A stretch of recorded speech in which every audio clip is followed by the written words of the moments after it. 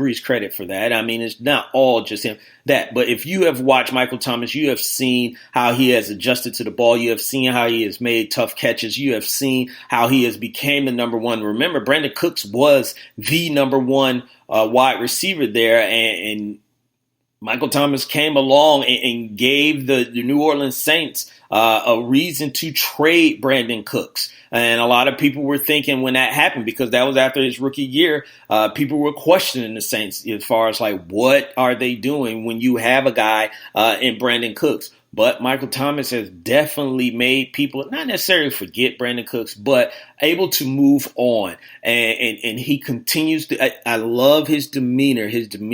This is a guy, he's going to get this money. Obviously, he's going to enjoy it, the fruits of his labor and everything. But he is still going to come to work with that hard hat. He is still going to feel that he has something to prove. And he is still going to come out there and try to demoralize any DB, safety, or any other player that will even attempt to guard him and line up against him. And when he held out, this was more of, and I told a lot of people that this was more of, he doesn't want to get hurt at training camp before he gets his deal done. I knew the deal was going to get done well before training camp will be up. So that is out the way. Now he can focus on playing football and just being the number one wide receiver, because they need him. I mean, he had over 100 receptions for them this past year. And I think he caught 114 of 124 targets, somewhere around there. I'm not, don't quote me exact, but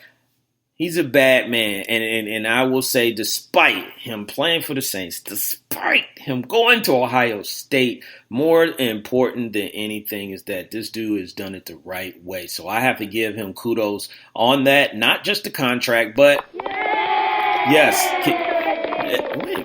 Kids, what y'all doing up? School is about to start. Y'all need to be in the bed. So you the one in the back.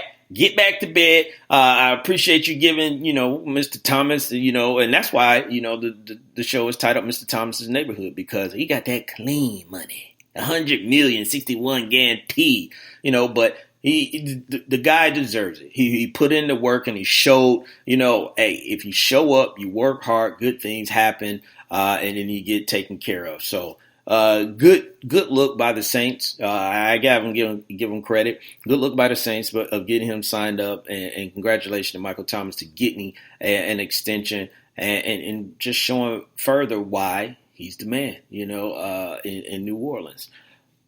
Now we're going to move on from Michael Thomas getting, his money, and then we're going to move into someone who is getting money now, but they're kind of in the same boat that Michael Thomas is. They don't have a new deal lined up for him, and that would be the man, the myth, the legend, the quarterback, Tom Brady. Yep, of the New England Patriots. So there's been talk about a contract extension. Would Brady get a contract extension? Does he? Has he earned one? And, Brady played with the media talking about, let's take a poll, let's debate it, and obviously he's going to sidestep it. He's not going to get into that. He's always sidestep stuff that he didn't feel was important or at that moment important to discuss. So he gave a lot of, answers to the media, but maybe not the answer that they actually wanted. But here's what I want to say, about Brady and their contract extension. I'm not upset. I know some people are going to be like, well, this guy won you 6 Super Bowl rings. This guy did that. He's this. And you're absolutely right in everything that you say about Tom Brady and his accomplishment. But the one thing that doesn't apply, or the one thing that always apply in any situation, no matter who it is the Patriots way. And the Patriots, regardless if it's Brady, they have operated in a certain manner, and they're going to continue to operate in it. Brady is 42 years old at this moment, where he'll be 42. I think his birthday was somewhere around here. But regardless, he's 40 plus, and there isn't another team that Tom Brady wants to play for. The New England Patriots know that. Tom Brady is not going to do a Joe Montana and go and line up with the Miami Dolphins or something like that, or some other team that he could play. He loves to play, but one, his contract is $14 million. So it's manageable. So it's not like they're going to be looking at having to pay him $30+ million. He's not going to ask for that because he wants to have the pieces around him to make another run. So that's one reason why they're not in a rush to pay him. The other thing is the Patriots really look at it as it is. It's not the end of the year. We got a season that we got to focus on. If everything works out, Tom doesn't get hurt, and we focus and do what we're supposed to do, and Tom still plays at an elite level, we'll renew him, and we'll give him a 1 year, 2 year, whatever contract that, works out for both sides. And then this will be all, dead. And nobody have anything to say. So for Tom Brady, I don't see it as a big deal of him going into the season without a contract. They're going to get a deal done. This is not Michael Thomas. This is not in the prime, of his career, and we want to lock him up and all this stuff. Tom is not going anywhere. Tom is not going to go to another team. The only way Tom Brady is going to go to another team is if the Patriots just did something dirty and backstabbing, if you will.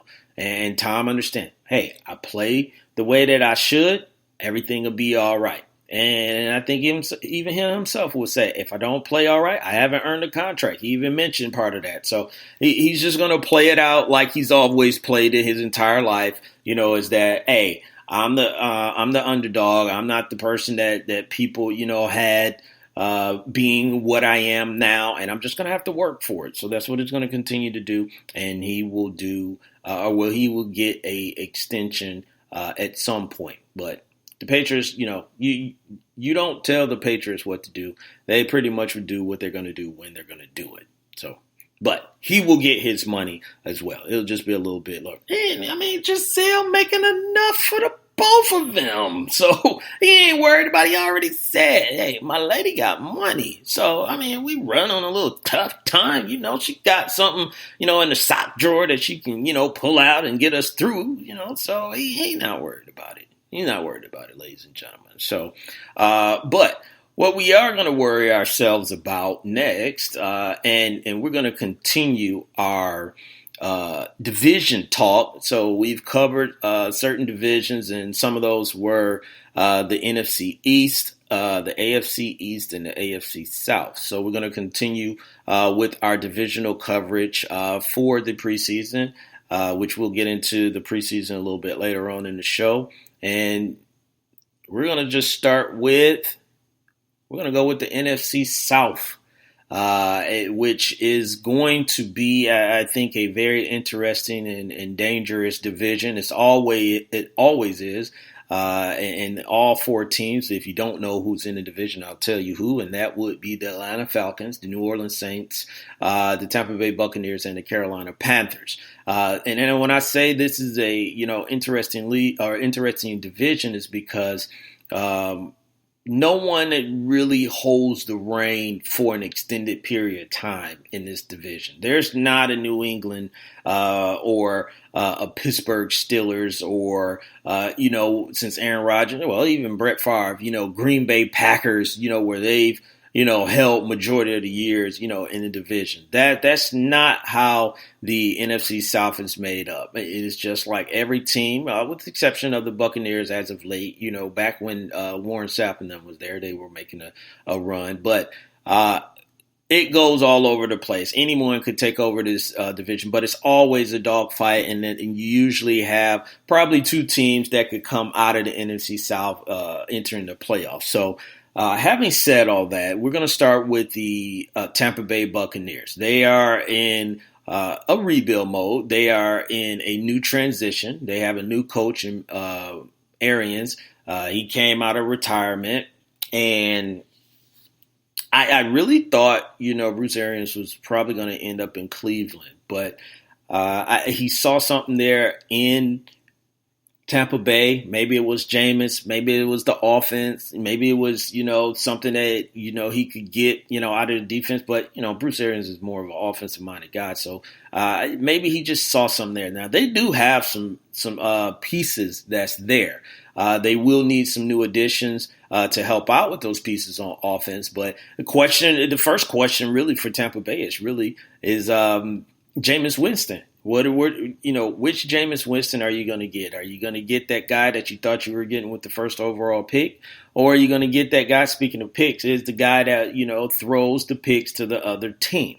If you remember, Bruce has had, some quarterbacks of his own that have done pretty well under his, tutelage, if that's the correct term to use. Andrew Luck, Ben Roethlisberger, and Carson Palmer. Just to name a few of quarterbacks that have been under Bruce Arians and have had success while he was the head coach or a coach, because in Pittsburgh he wasn't the head coach.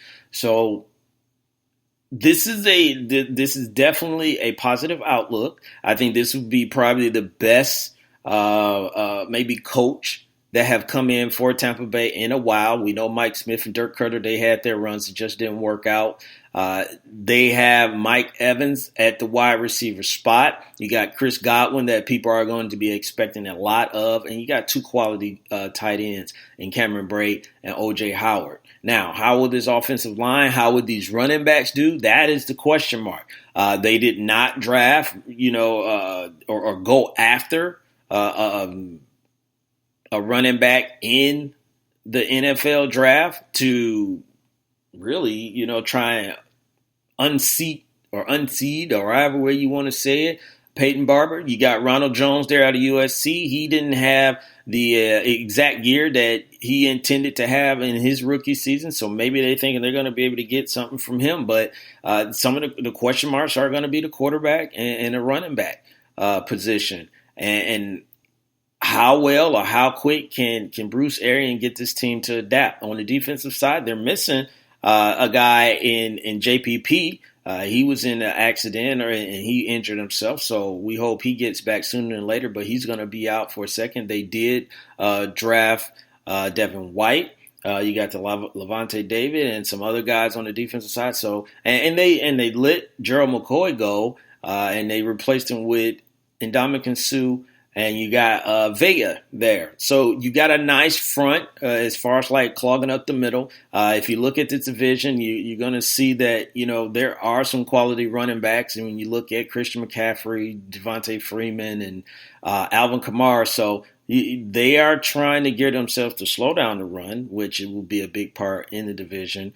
But then also be able to try and get to the quarterback as well. Because, again, in this division, you got two former MVPs, or three, former MVPs, either Super Bowl, regular season, whatever, that are playing in this league that you really got to deal with. So Tampa Bay has some challenges, and this will be a rebuilding stage. I really don't expect too much from them. I don't expect them to make the playoffs, but I do think they will be headed in the right direction, and Bruce Arians will be under the helm to get them where they need to be. And the rest of the division needs to be worried about that, because maybe just finally the Tampa Bay Buccaneers will actually be on their way on the up and up. We've seen it before. They had a little success, and then they had these expectations following into the next year, and then it just didn't pan out. So Tampa Bay, though,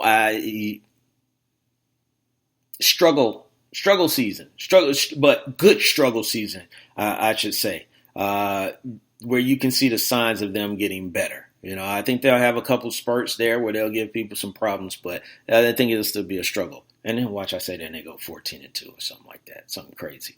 But moving on, we're going to move up from Florida, and we're going to head north, and we're going to go to Carolina. So the Carolina Panthers, I was just speaking about Gerald McCoy, so that's where Gerald McCoy landed. I'm sure part of that had to do with being able to see Tampa Bay twice a year, so he can exact some revenge with his old former team. But this going into this with, again, defense, defense, defense. And all these teams in this division are going to have pretty decent defenses. But the big question